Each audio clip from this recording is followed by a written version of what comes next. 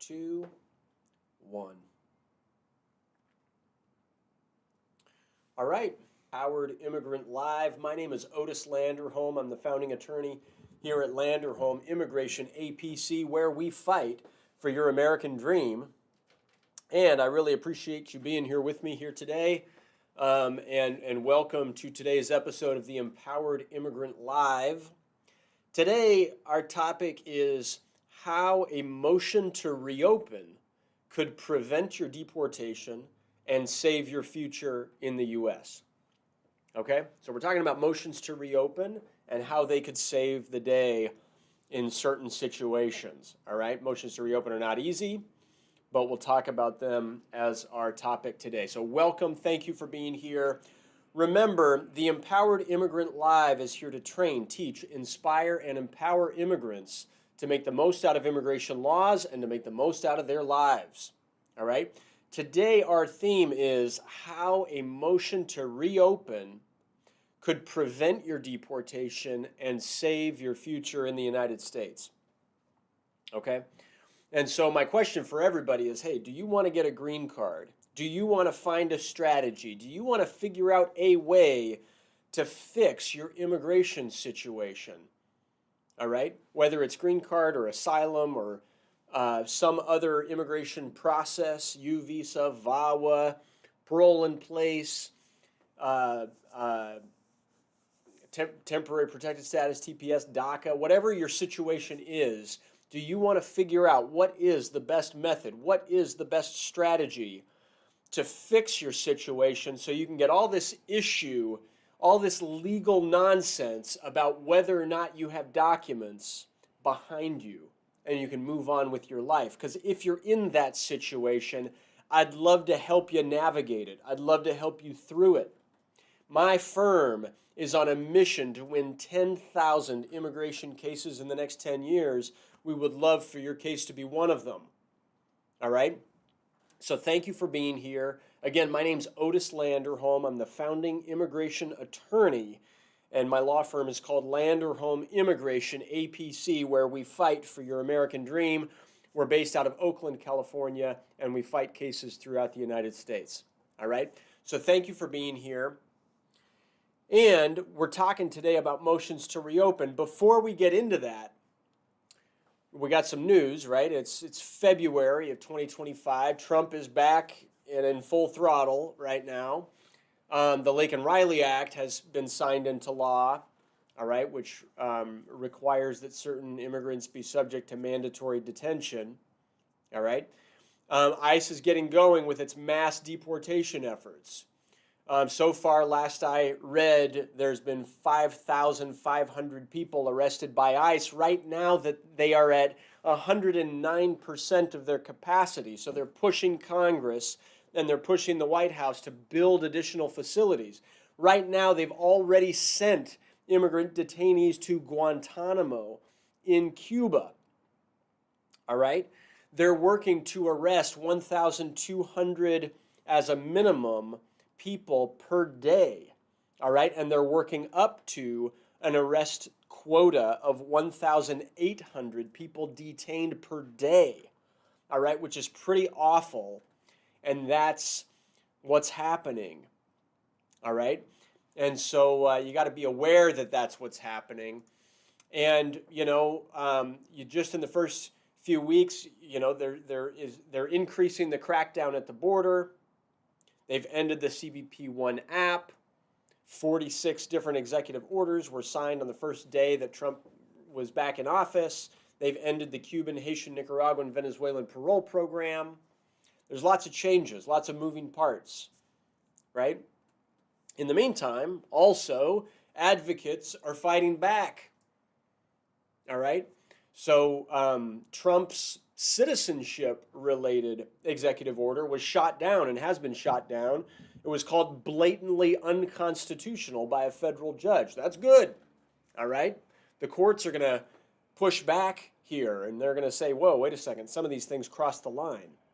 They are not constitutional. They're illegal, all right? And so we'll see how the courts respond to these. Trump's Trump's executive order regarding expedited removal is being challenged. It's very likely that the Lincoln Riley Act will face various legal challenges. All right? As all of this has been happening in my firm, we've been winning cases. All right? We've won over 20 cases in the last 3 weeks alone. And so it's like, okay, there's cases that, it's not all bad. It's bad, but it's not all bad, right? It is still possible to navigate through this. It is still possible to push back. It is still possible to win cases. You got to be mindful of that, but we got to navigate it professionally. We got to navigate it with skill. All right? And that's what you got to be aware of. Right? Now's not the time. I was meeting in a consult with a client who had his cousin prepare his immigration paperwork. And we're looking at it, and it's like the information that they put wasn't even accurate. All right? Whoops. They failed to say the truth that you had been detained once crossing the border. They didn't put that in your filing. That's a very important detail. All right? And not having it in there, they could consider that a willful misrepresentation of a material fact.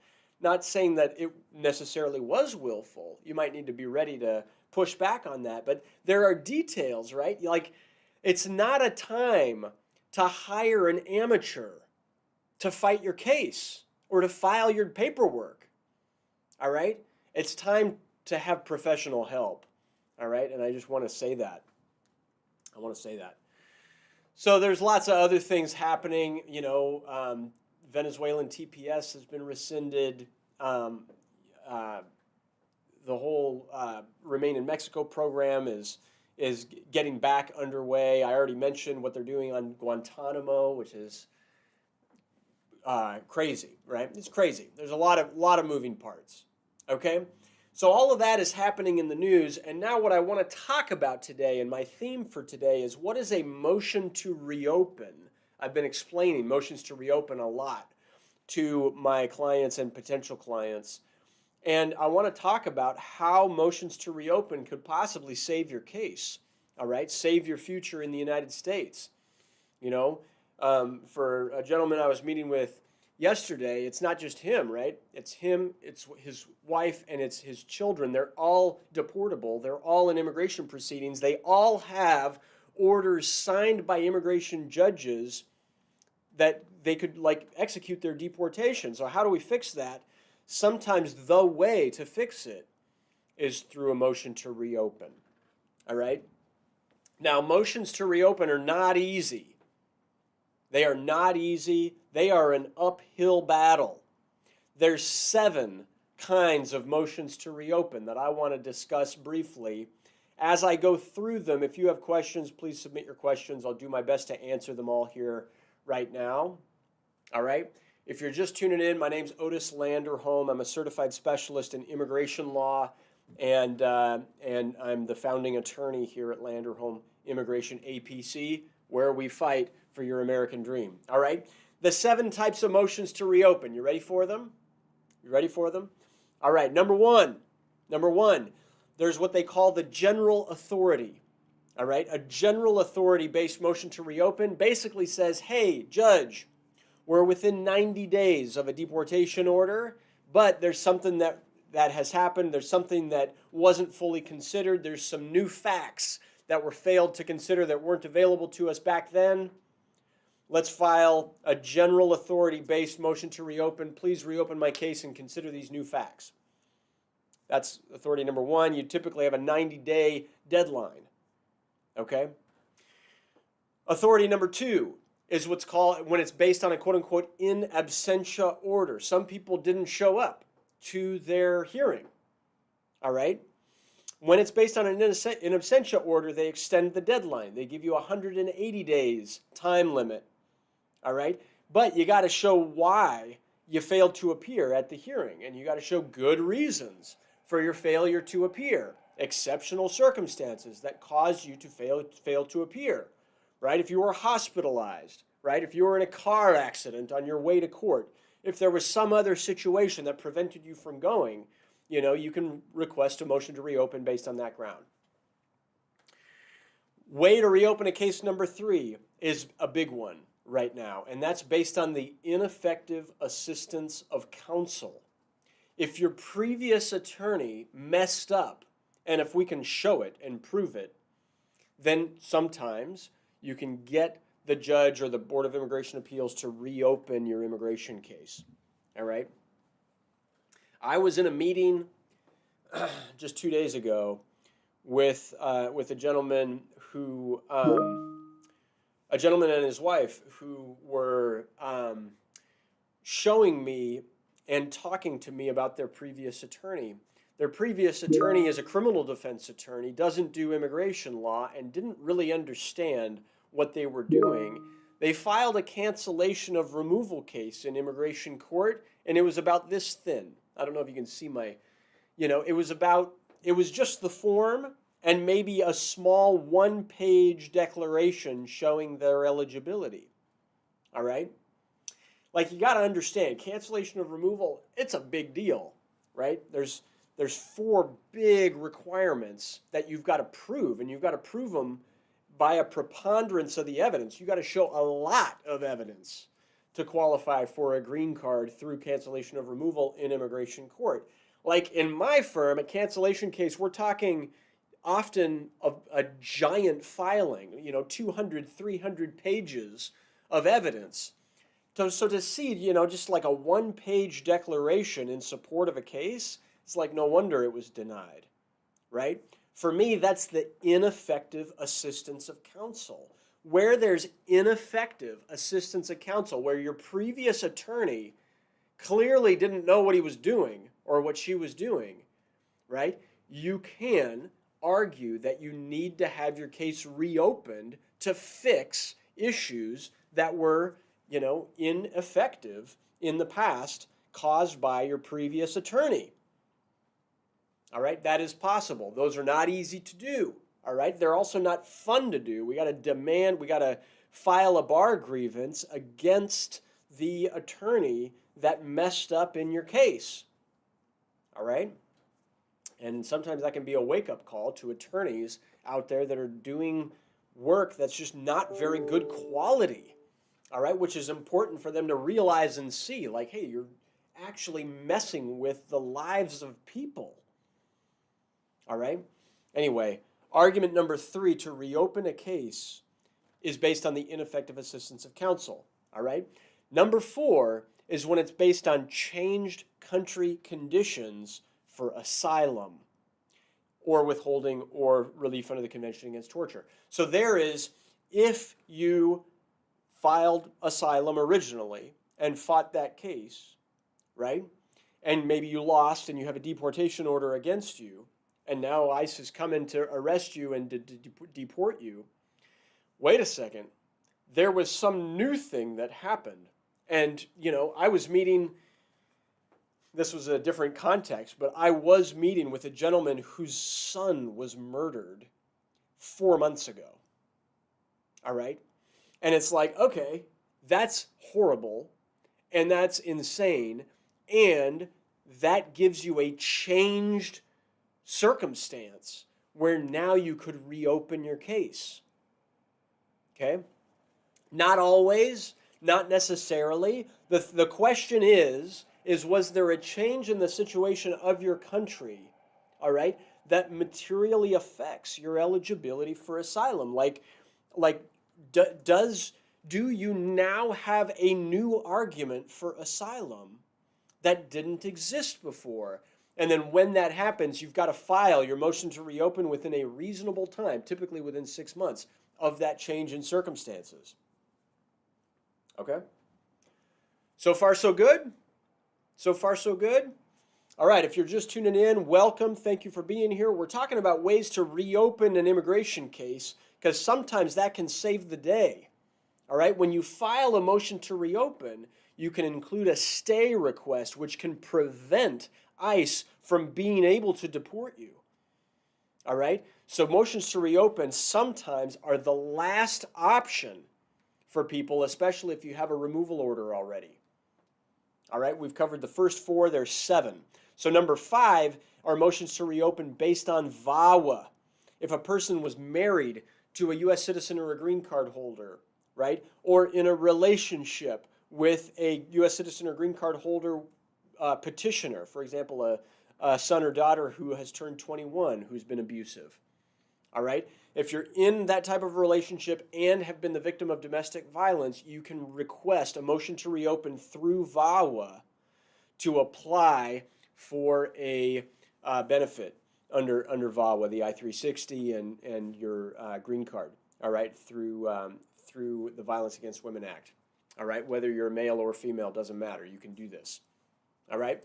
Argument number 6 is what's called a joint motion. Joint motions were what we were doing a lot of under the Biden administration because the Department of Homeland Security, the ICE attorneys, were willing to join.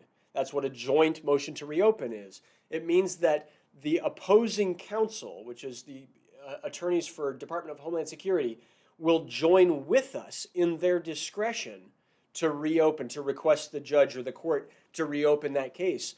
Now, that's going to go away under Trump, all right? Not completely, not totally, but it's going to be a lot more difficult for Department of Homeland Security attorneys to be willing to join.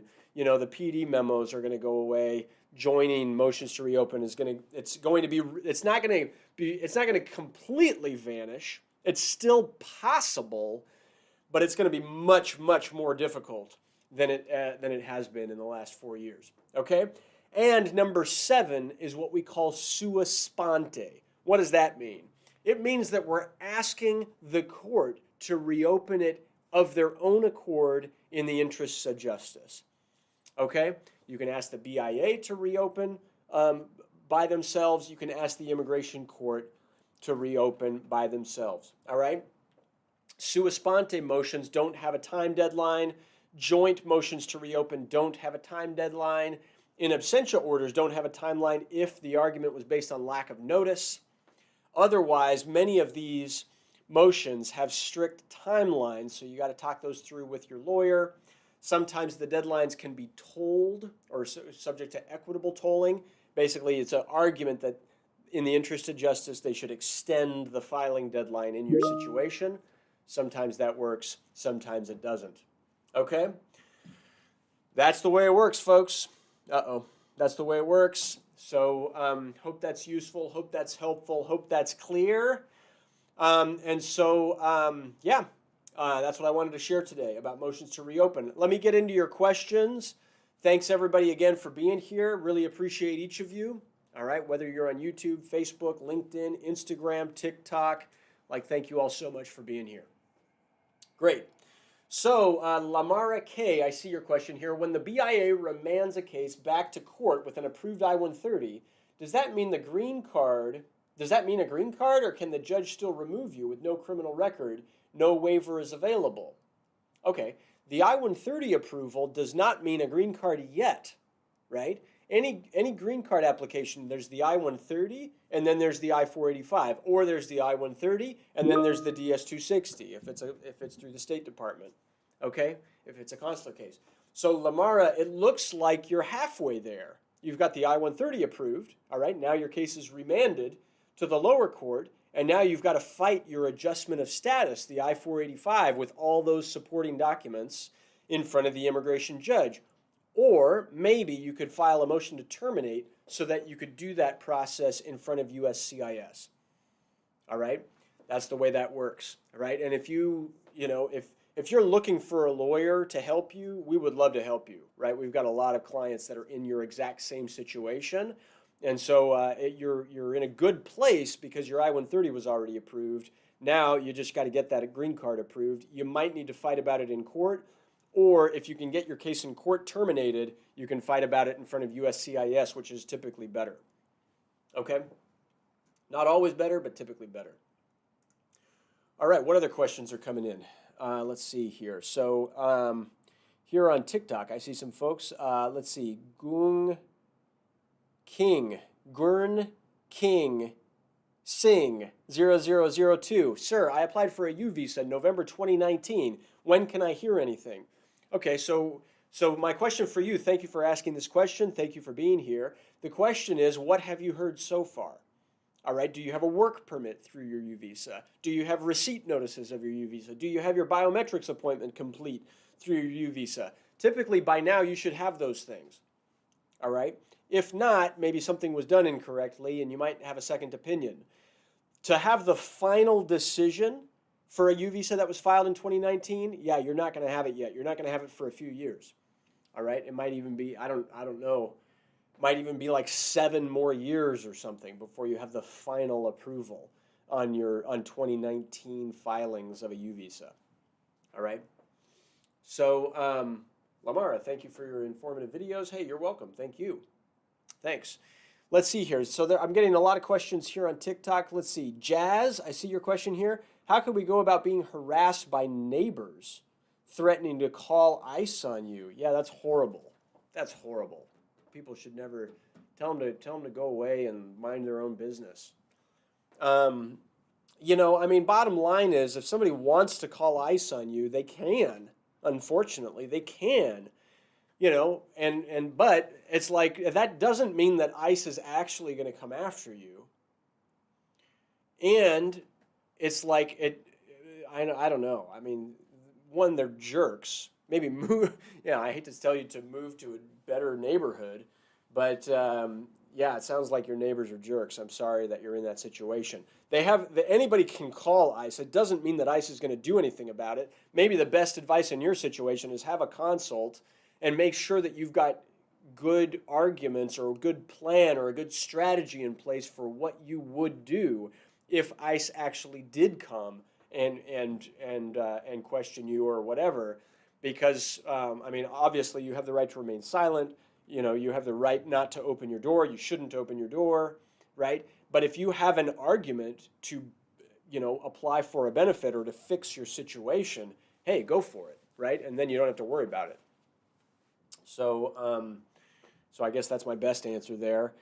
Cheyenne, I see your question here. After your advice on my marriage visa process for my husband, we have an appointment, only traffic stop, any issue.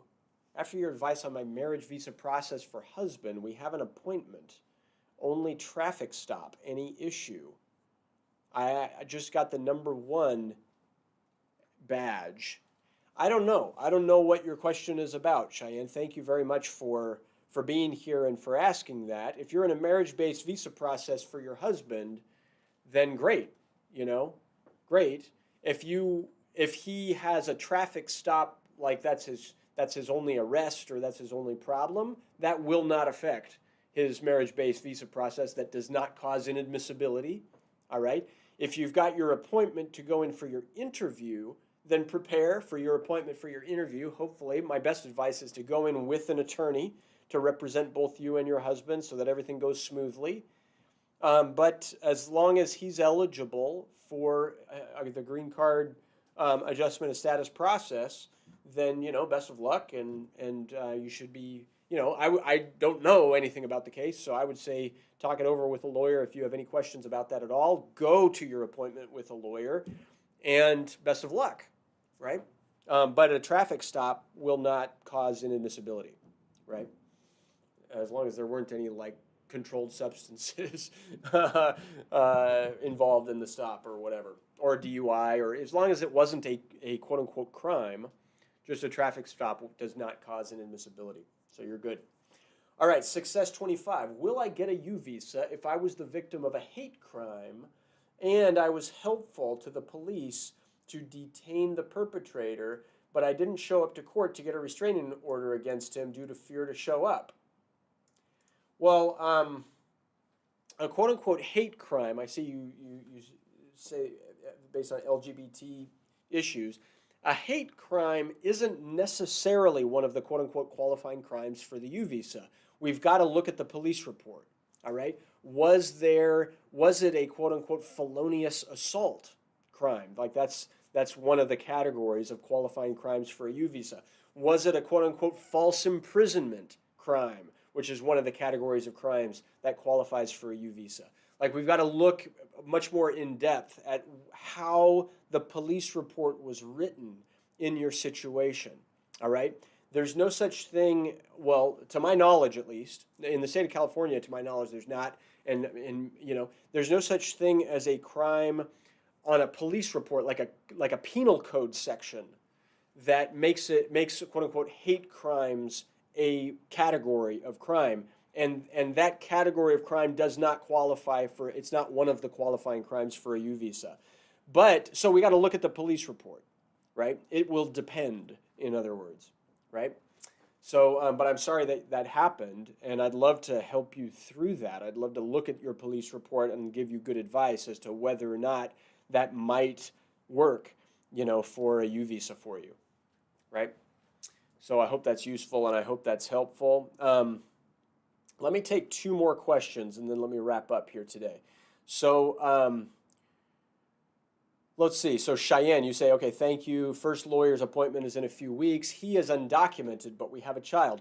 I got that. So yes, it helps your process that you have a child in some regards. If he's undocumented, the question always is, how did he enter the country, right? Because in order to adjust status, he has to have entered lawfully, either through a parole or through a lawful inspection and admission process, right? Otherwise, the way to do that type of case is through the consulate, right? It's a consular case, and typically you'd need a waiver. All right, so I hope you have a lawyer. I'm glad that you've got an appointment with a lawyer. If my office could help you in any way, just let us know. All right? So let's see. Amber Hurtado, I see your question here. If I filed an I-601 in October 2021, all documents were approved, and then on February 2023, when should we expect to hear about our waiver? That doesn't make sense to me. If you filed the I-601 in 2021 and all documents were approved, don't you mean that your waiver was approved? Right? I don't understand. Thank you for asking this question. My guess is you should probably talk to a lawyer. If your documents were approved, that to me means that your waiver has been approved. And now you got to move forward with your consular interview. All right? It says, no, not yet. Well, just the marriage was. So your petition was approved? Well, if your petition, so did you file this as an adjustment or as a consular case? Was it the I-601 or the I-601A? Is your spouse in the United States, or are they outside the country? There's a lot of issues to get you a good answer.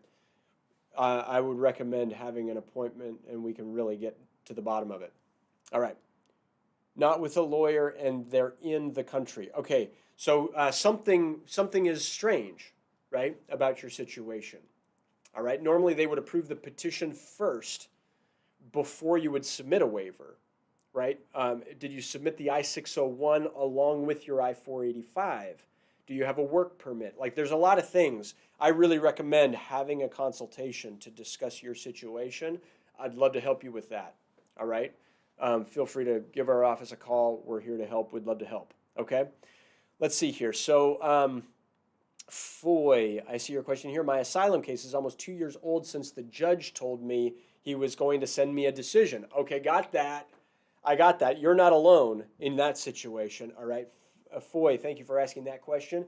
So different immigration judges some are more backlogged than others, all right? Some are more backlogged than others. And, okay. Shoot, I've got a situation happening in immigration court that I've got to deal with. One of my team members is in immigration court right now. Okay, so I'm going to have this be my last question. Foy, thank you so much for asking it. Your asylum case was in front of the judge 2 years ago. They said they would give you a decision. They haven't yet. So sometimes this does take time. Different immigration judges are slower than others in writing their formal decision. Okay? And if you've got a lawyer, they can follow up with the clerk of the judge. That's one strategy. If you really want to push it, you can decide if you really want to do that. Some people want to. Some people like giving as much time as possible, depending on how everything was in that final stage of the case. Sometimes it happens where you had a decision pending and then the judge leaves or gets sick or is fired or something happens, and now they've got to switch judges, and that can cause a horrible delay. So sometimes that happens. And so, all right. So, anyway, so thanks everyone for being here. All right. Thank you all very, very much for being here. I hope this is useful. I hope this is helpful. And so I'm going to stop. I'm going to stop there. We've got more questions. I will respond to the questions that have been submitted. To see the answers to those, please go to our channel in YouTube and hit the subscribe button. All right? Hit the subscribe button, hit the notifications bell, and you know, we'd love to have you do that. And we'd love to have you stay in communication with our office. If our office can help you with anything regarding your case, please feel free to reach out. We are here to help. We would love to help. Okay? Thanks, everybody, for tuning in. That's all I got for today. My name is Otis Landerholm. I'm the founding attorney here at Landerholm Immigration, A.P.C., where we fight for your American dream. Remember, even if you have a deportation order, even if you have a criminal record, there are still some arguments that can be made. For those with a deportation order, sometimes the way to do it is with a motion to reopen. Sometimes the way to do it is with a motion to reopen, and so we'd love to help you with that if you have that type of situation. Thank you so much for being here. Otis Landerholm, Landerholm Immigration, A.P.C., where we fight for your American dream, and we'll see you next time on our next episode of The Empowered Immigrant Live. Thanks a lot, everybody. Make it a great day. Take care. Bye-bye.